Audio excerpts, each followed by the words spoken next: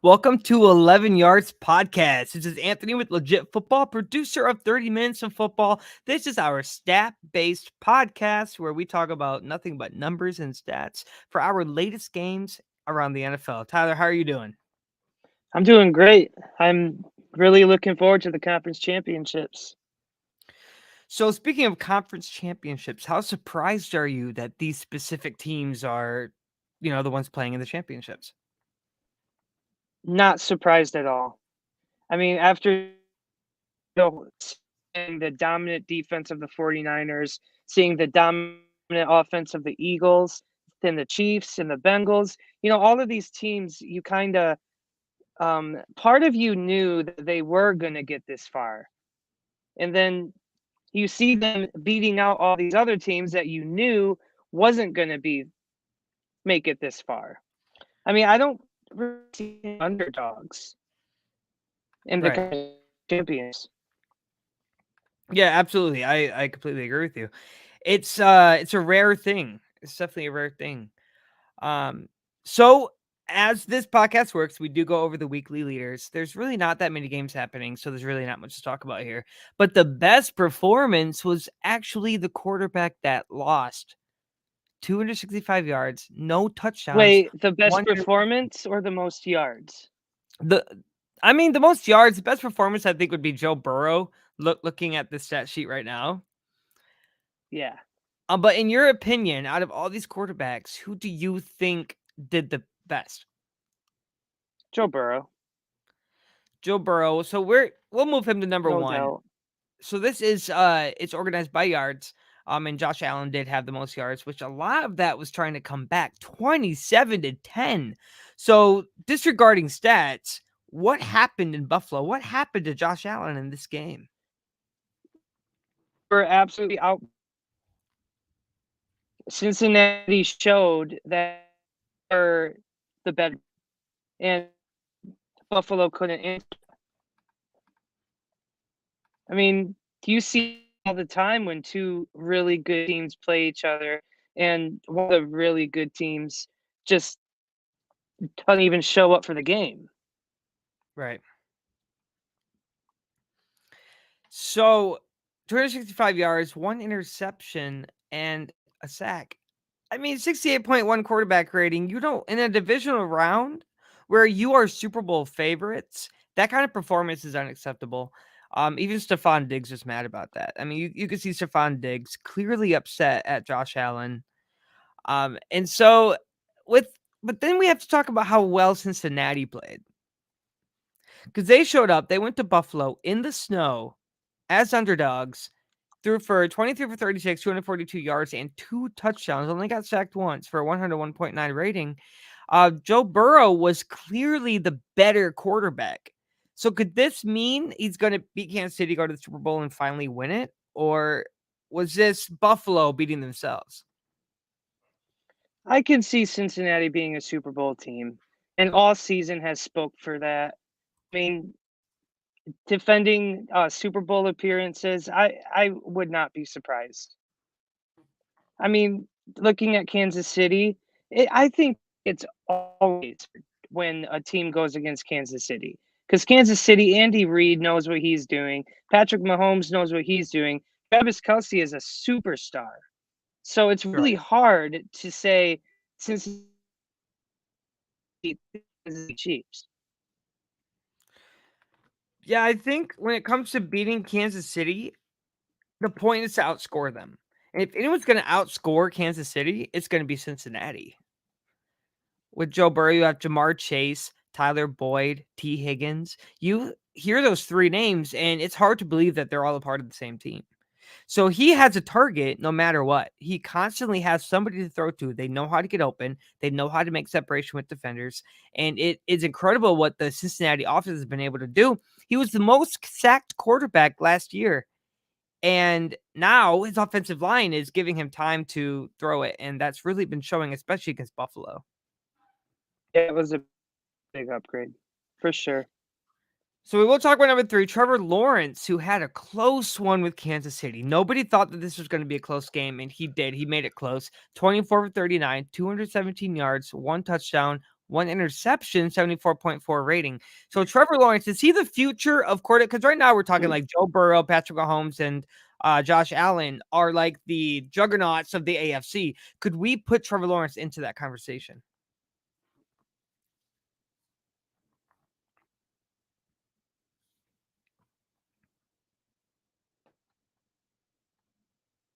Oh, looks like we may have lost him. So I think when it comes to Trevor Lawrence, I think that there's a lot to do with the targets that he has. Zay Jones, Marvin Jones, he has Travis Etienne.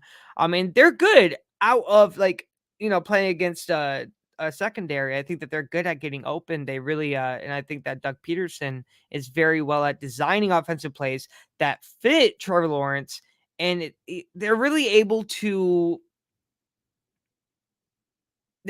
make that offense useful. Where Urban Meyer last year, they got last place, got first round pick, struggled to do just that. And Doug Peterson has found a way to do just that. And I think that that's very important. Looks like we lost Tyler, but I guess I'll just I'll just go around here. So we have Brock Purdy, who actually won against the Cowboys, which against the Cowboys defense is not the worst thing to happen because I mean they're a good defense. So, yeah, Brock Purdy did not get a touchdown. He also did not throw an interception, and he got sacked twice. Threw for 214 yards, but still won the game with that Shanahan executed offense. I think that Brock Purdy has all the targets he needs. Monday on the Legit Football podcast, they talked about the fact that an underpaid quarterback when you underpay when you have a quarterback that you don't have to pay for, you have a lot of targets, you have a lot of people that you can pay for around him in order for him to succeed. So number 5, we have Dak Prescott, who lost 19-12 against San Francisco in the divisional round, 23 for 37, 206 yards, and 1 touchdown through 2 interceptions. So he is one of the quarterbacks with the most interceptions all season. When you're throwing that many interceptions, you're not going to win that many games. You turn the ball over, you can't expect to win games, especially in a game to this caliber where it's getting you into the conference championship, which Dallas has not done in a very long time. He is actually he holds the record for the longest streak of divisional round losses. Um, so putting quarterbacks behind, I do have a stat here. The Chiefs are now 5-0 in the divisional round with Mahomes as their starter. Also, the head coach, Reed and Mahomes, will also tie Hall of Famers John Madden and Ken Stabler for the second longest streak of conference championships, 5 by such a duo. Only Bill Belichick and Tom Brady have ever had that long of a streak. So Mahomes he has the highest completion percentage at 70, the pass touchdown interception ratio of 11-0, and a pass rating of 113.8 in the divisional round in postseason history. So that's an NFL record when it comes to statistics. Looks like we did get Tyler back here. Hey, Tyler, did you get your connection? Yeah, sorry about that. I totally lost all connection on my laptop, so I switched to my phone. No problem at all. So, Patrick Mahomes, as for his number 1 target, Travis Kelce got 14 receptions against the Jaguars, the most by any non-running back in postseason history. So we knew that Kelce was going to have a good game, but did you think he was going to have this good of a game? Yeah, no doubt. Travis Kelce is a juggernaut. Him and I mean, how incredible would it be to watch the Kansas City Chiefs and the San Francisco 49ers in the Super Bowl and watch Travis Kelce and George Kittle just absolutely crush it? That'd be, I mean, San Francisco and Kansas City just played a Super Bowl. So this would be almost like a rematch. It'd kind of be like the 49ers chance of saying like, hey, this time it's our turn. And so Yeah. but it's really, really hard to stop Mahomes and Kelce. When Mahomes lost Tyreek Hill, what did we all think? Like he's not gonna have a pass game. And now Oh, for Kelce, sure. a tight end, is top 10 in total reception yards and touchdowns all season.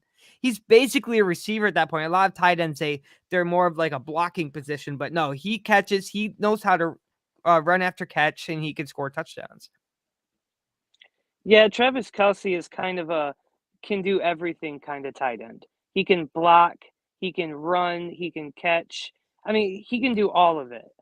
And it's once in the blue moon you get such a future Hall of Fame tight end in Travis Kelsey like that. Right, absolutely. And Kelsey actually finished the game with 120 playoff receptions, trailing only Jerry Rice of all time. That's pretty impressive compared to a wide receiver. Not just a wide receiver, Jerry Right. Rice. Right, exactly. And Kelsey, I don't think we'll see. He's not going to lack postseason appearances. He's going to have more postseason appearances, so he's going to. I Oh, think he's going to definitely. easily break that record. So, when you disconnected, I was talking about the Kansas City Chiefs and the Jaguars. The 27-20 loss. I do want to bring up the fact that Isaiah Pacheco was actually a really useful tool in that game. 95 yards, and didn't score a touchdown, but you watched the game. You saw how efficient he was getting first downs. What do you think of Pacheco? Because he's kind of like a rising star. Like he just kind of came out of nowhere. No one was expecting much of him, and now he's in a postseason game, bringing Kansas City to positions that they need to score, and he's done just that. Pacheco has been um, uh, kind of an eye opener all season. Like I think the first half of the season, I didn't know who Isaiah Pacheco was. I don't think anybody knew who Isaiah Pacheco was until he started playing and he Right. started getting yards and he started scoring touchdowns. And I like seeing stars come up out of nowhere. Oh yeah, yeah. No, I completely agree. So with that win against Jacksonville, how useful is he going to be against that San Francisco, or sorry, excuse me, that Bengals defense, especially their run defense? With the Bengals' ability to stop the run, which wasn't hard to do against the Bills when they have such a weak running back core. The Bills really depended most on the pass, but when it comes to the regular season, the Bengals were able to stop the run. They stop Pacheco. He's not going to be able to get those first downs. He's not going to be able to get those 30-yard rushes to get into the red zone.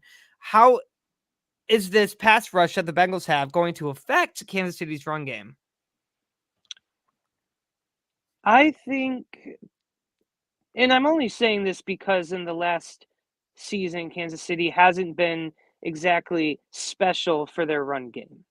True. And I think that's going to continue into this conference championship. I don't think we're going to see a lot from Pacheco. We're not going to see a lot from McKinnon. It's going to be a pass heavy offense against the Cincinnati Bengals. Yeah, I'll have to agree with you. And so to the next game, the Eagles beat the Giants 38-7. Kenneth Gainwell was a huge factor in that. 12 carries, 112 yards, and one touchdown. A lot of this was in the second half when they already had their lead. They were running the clock down. But at one point, you got to think that Gainwell still gained those yards. He still broke through that Giants defense, and he was still able to connect. It's weird to see him have better stats than Miles Sanders. But Gainwell, what do you think of him? Because I mean, he's a backup running back. He has not showed up as well as he could have all season. So he's over Miles Sanders right now, which all season Miles Sanders was top 5 in running. So to see Kenneth Gainwell do this in a postseason game, is this a future for Gainwell and Sanders to be like a very dominant running back duo? I would say that. I I don't want to count out Boston Scott because Boston Scott can turn anything into a touchdown. Um, but yeah, I could see Kenneth Gainwell, Miles Sanders, and Boston Scott being kind of this running trio that takes over the NFC tomorrow, or I'm sorry, this weekend and on into the next season and maybe a couple after that. But yeah, I could see a rushing trio in these three.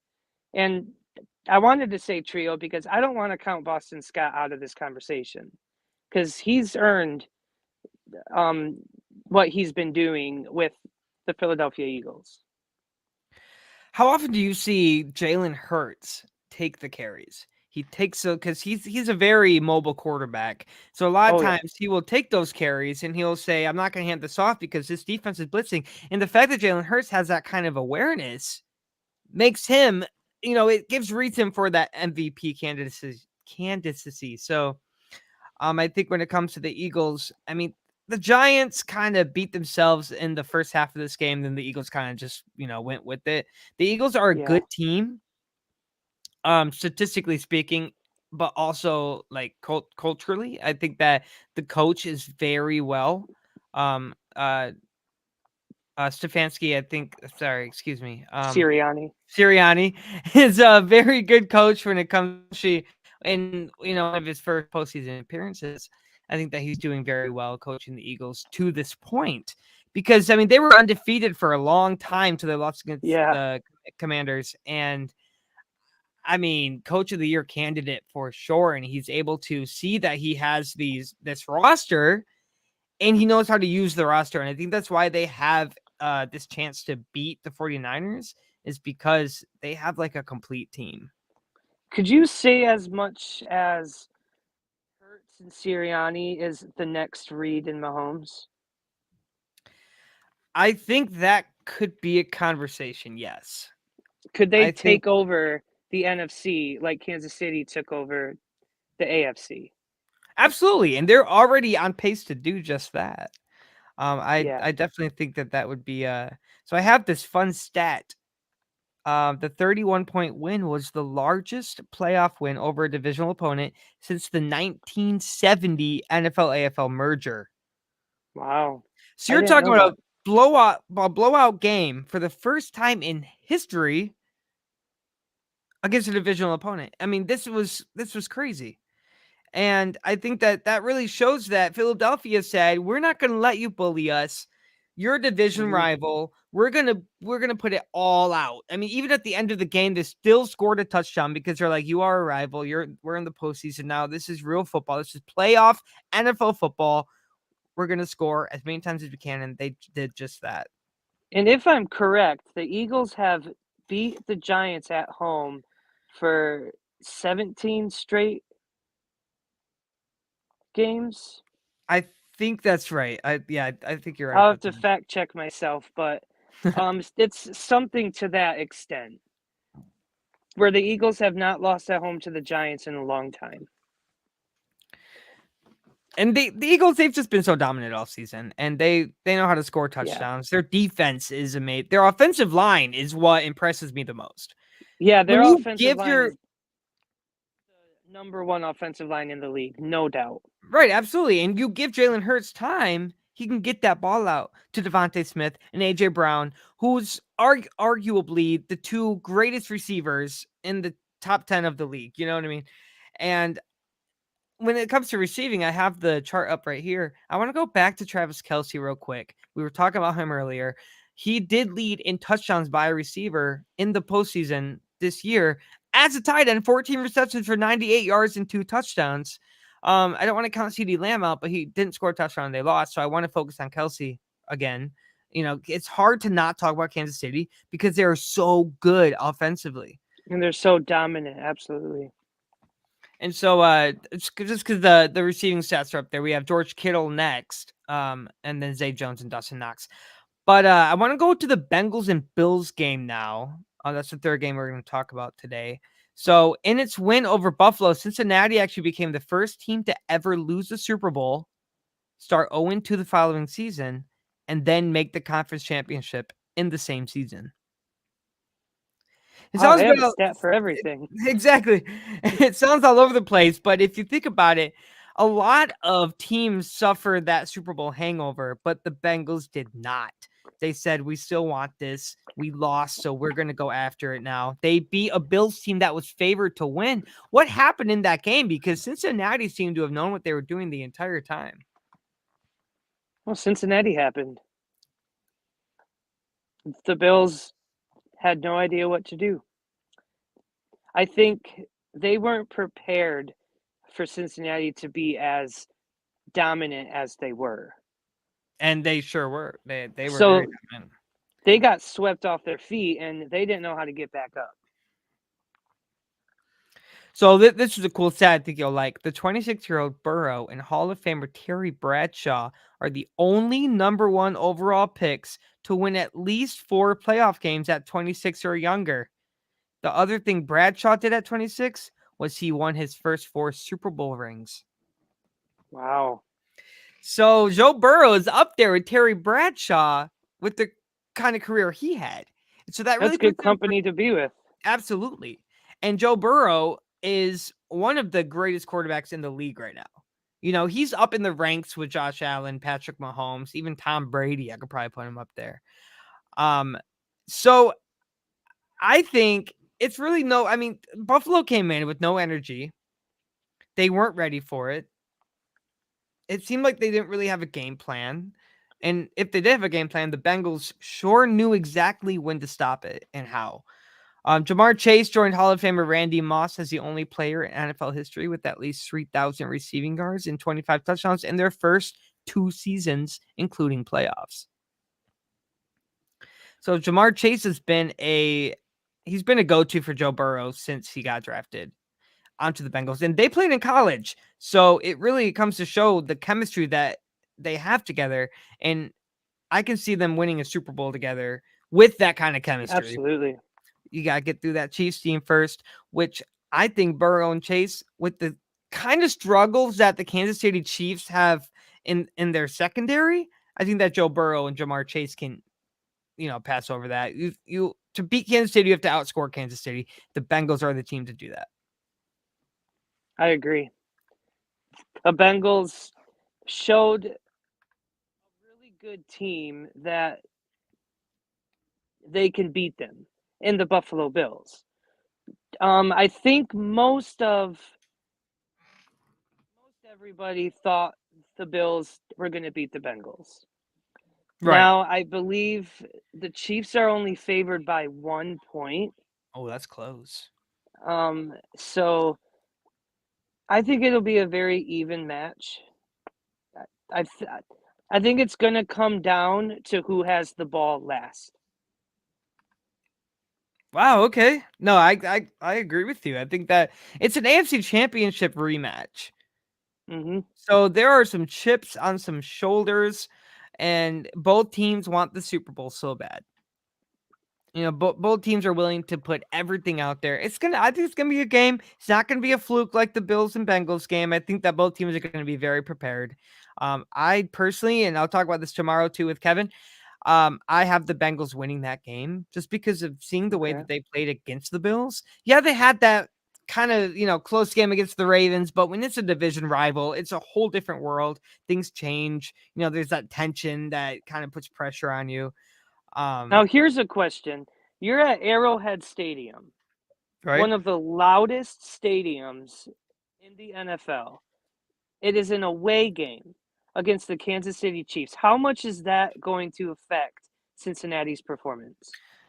Well, they just beat Buffalo at their home in the snow, which Buffalo is used to. But we're talking about Arrowhead Stadium. It's probably a whole different atmosphere compared to Buffalo. Absolutely. And they beat Kansas City in the regular season already. I think that they're kind of putting that like it's going to be loud. We're ready for that. It's going to be tough. We're ready for that. They were ready for Buffalo. I don't see why they wouldn't be ready for Kansas City. Okay. So the next game, the 49ers beat the Cowboys 19-12. This was a closer game, which I was surprised. I didn't think it would be this close. I didn't think Dallas would be one drive away from winning this. I was wrong. Dak Prescott didn't Dak Prescott, or at least what we thought Dak Prescott meant. um, He the did college, Dak Prescott, though, because he threw 2 interceptions. oh no, absolutely, you're right. Everyone's just had so much hope in Prescott for the longest time, but he keeps laying them down. So when does Dallas say, "Let's get a new quarterback"? When does Dallas say, I "We don't don't think believe in they're Dak"? going to. They're absolutely not Um, going to. But at one point, you have to think about that. I can't. I can't put all the blame on Dak Prescott. I mean, first of all, Tony Pollard got hurt. He That's was out of the true, game. He's their top rusher. Ezekiel Elliott was very quiet. Dak Prescott can't do it all on his own. right? Well, I mean, with Tony Pollard's injury, I do think that the 49ers are still going to win. Even if the Cowboys scored, the 49ers would have found a way to score right after that. I mean, Robbie Gould hit a 50-yard field goal. All they had to do was get to the 40-yard line. Okay, Um, so the 49ers beat the Cowboys. Can the 49ers beat another NFC East in the Eagles? No, because the Eagles are not the Cowboys, and the Cowboys are not the Eagles, and I think that's going to be a completely different world. I think that there's going to be a bigger challenge there. So if the Cowboys dealt that challenge, then I don't think they're going to withstand what the Eagles are going to bring. The only thing that San Francisco 49ers have are Shanahan's offense with Christian McCaffrey, George Kittle, and Deebo Samuel, and their pass rush with Nick Bosa and their defense. And the greatest defense in the league. Let's not forget But that. the Eagles have an MVP quarterback. So you're in the conference championship, you're going to rely on your MVP quarterback. Your third string, almost undrafted quarterback isn't going to be able to compete with that. I think that this is Brock Purdy's biggest challenge right now. And I think that this is even Shanahan's biggest challenge. And I think with the coaching that's going on in Philadelphia, the offensive line that Philadelphia has, even the defense, the pass rush, and their secondary, I think that this team is more they're ready for this game more than the 49ers are. The 49ers are like, and I mean they lost the conference championship last year. I wouldn't be surprised if they lose it again. I think the Eagles are far more prepared. I think Absolutely. they have the team and they have the tools. 49ers on one side of the ball has it figured out. The defense. But Right. is that going to be enough to hold the Eagles offense that also has it figured out? I think that this again, just like the Bengals and Chiefs, I think that these two teams, I think that these matchups are exactly what the NFL playoffs are for. Because you have the best teams playing against the best teams, and I think that it really added up to that. So we're about to see who's best this weekend on Sunday. So we're gonna see who's more prepared. We're gonna see who brings it. So I'm really ready to see that. But speaking of the 49ers and Cowboys game, back to that very good game. I really enjoyed that one. Kyle Shanahan and the 49ers win over the Cowboys was their 12th straight, the franchise's longest since it won the final 9 games of the 1984 regular season before winning 3 playoff games, including the Super Bowl over the Dolphins. So that is a franchise record against. So they have been beating the Cowboys in the postseason since 1970. Wow. Brock Purdy will be the 5th rookie quarterback to start a conference championship, joining Mark Sanchez, Joe Flacco, Ben Roethlisberger, and Sean King. None of those 4 made it to the Super Bowl. So if Brock Purdy wins this game, he will be the first rookie quarterback in NFL history to start in a Super Bowl. That's impressive. I don't see it happening. Okay, You know, history could be made. it could happen in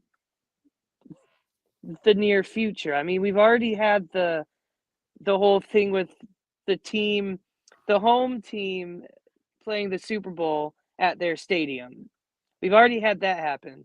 Right. So it's just you see all of these NFL like milestones that haven't been reached, and you think, is Brock Purdy the one to break this losing streak of no rookie starting a Super Bowl? Is Brock Purdy going to be that guy? Or are we going to have to wait a little longer? I mean, a 7th rounder, that Right. Mr. Irrelevant at that. I mean, it would be incredible to see, but I don't think it's going to quite happen. Not this year. I agree with you. I think it's going to be an Eagles Super. I think the Eagles are going to be the NFC champion.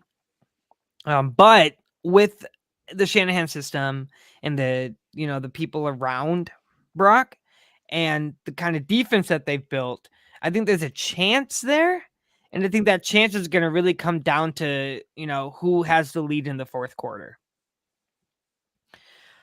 But Definitely. statistically speaking, Jalen Hurts is a far better quarterback than Brock Purdy is. The Philadelphia defense has allowed less points than the 49ers defense, who have allowed, excuse me, the Eagles defense has allowed more points than the 49ers defense. I was going to say But, the yeah, 49ers have allowed the least points. but the Eagles offense have scored more points than the 49ers offense. So it's really Right. going to come down to that. And you know how they always say defense wins championships. So if a defense scores a touchdown, that team's going to win. I'm saying it right now. All right. So I'm really excited for these conference championships. And so do you have any thoughts, any predictions, any hot takes? I want to know. The Detroit Lions should be playing. We There's can my talk hot about that take. all day. What's your hot take regarding No, the but championships? regarding the championships, I think, and this is my prediction, and you can put it on Twitter or Facebook or whatever, it will be the Chiefs and the Eagles in the Super Bowl. You heard it here. Tyler thinks Chiefs and Eagles. So since we're here, since we're shouting out predictions, I got the Bengals and the Eagles. I just think the Bengals are a Okay. far better team than the Chiefs this year. After losing Tyreek Hill, you shut down Travis Kelce. You shut down that entire offense. Patrick But Mahomes is here's the on a thing. bad Here's the ankle. He thing. hurt his You ankle don't. last week. Here's the thing. You don't shut down Travis Kelce. It is impossible.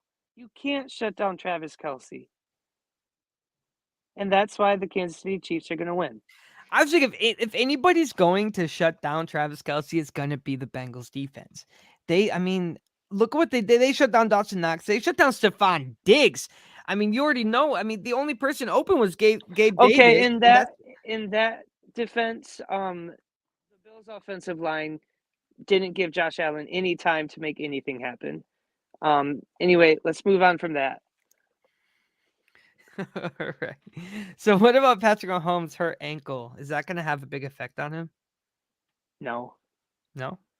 It's Patrick Mahomes. He doesn't care. He He's can such have a a mobile broken ankle, quarterback. and he'll go out there. Even just the littlest tweak, and you're not going to be able to run. I mean, yeah, he can pass, but he's better at passing under pressure than anything. He has time in the pocket. He can target his receivers easy. But if he has all that pressure, he's able to move around. Now, if he's not able to move around, then that pressure is going to be overwhelming for him. And I think Well, that if that pressure comes at him, Travis Kelce is right there. I do think that the Bengals pressure, I think they're going to bring it. And now they know that Patrick Mahomes is weak on that right ankle. So I think that it's going to surround their game plan when it comes to the pass rush, when it comes to that kind of pressure on the quarterback. I personally think it's going to be a very good game. Both quarterbacks are just incredible. We saw them last It will be year a in the very conference good game. championship. So, and now we have the whole, new playoff overtime rules. So maybe we'll tie it up and see how that works out. Right. Let's just say I don't see any blowouts happening. It was I kind of don't either. crazy to see 2 blowouts happen in the divisional round. That's not usual. It's kind of rare. Yep. But it kind of depends on what team shows up. Oh, I mean, absolutely. Buffalo didn't show up. New York didn't show up. And the other team was just better. Absolutely. And obviously, that's what's going to come down to these conference championships is what team is better. Well, I think that's a good place to end it. The conference championship, which team is better? We're going to talk about next Wednesday. We're going to talk about the championship games statistically and go on to who's playing in the Super Bowl. So that's a good way to wrap it up. Tyler, any last thoughts?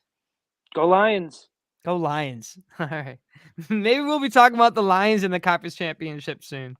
Yeah, let's hope so. This has been 11 Yards Podcast, Legit Football. I'll see you next time.